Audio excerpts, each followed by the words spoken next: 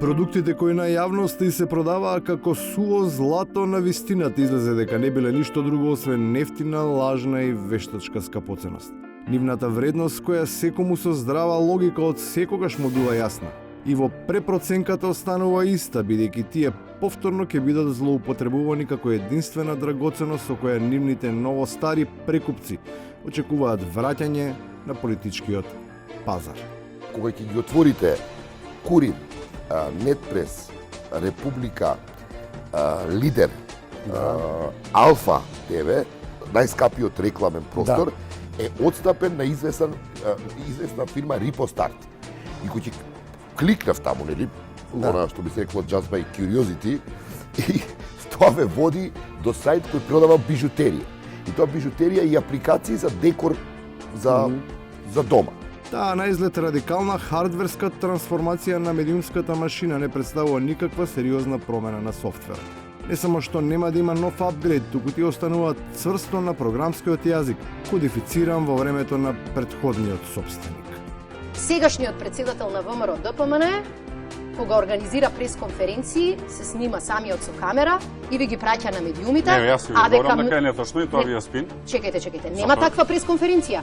Нема пресконференција која што ја крстувате пресконференција. Самиот се снима себе и ги праќа за тоа што се сите поканети и ова е уште еден спин.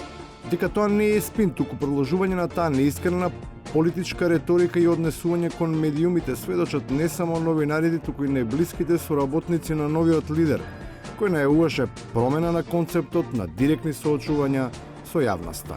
Зошто Јанушев не викнахте ни еден новинар на пресот? Навистина не би знаел да ви кажам, во однос на настапот, нашите настапи и пиар стратегијата која што ја имаме во овој период и виднина е дел кој што осмислува нашиот пиар тим. За разлика од нив, кои што имаат каква било стратегија, околу чиј легитимитет може да се спори.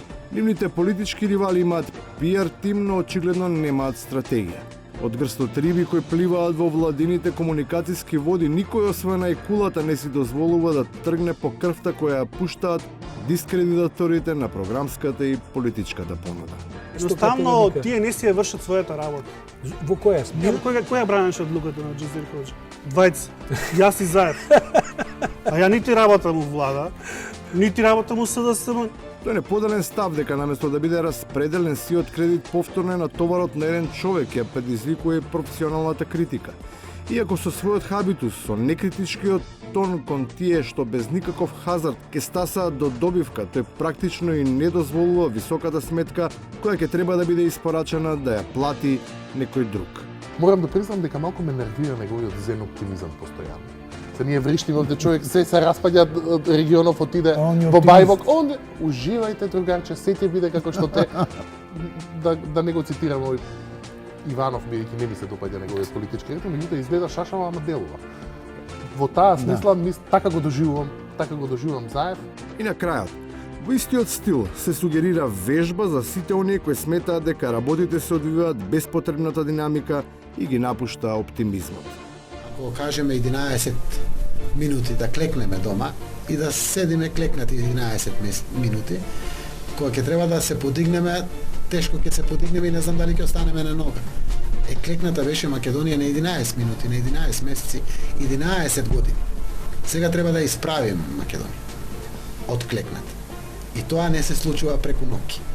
Ништо не се случува преку ноќ, освен што се сонува. Време е да се раздели на нозе.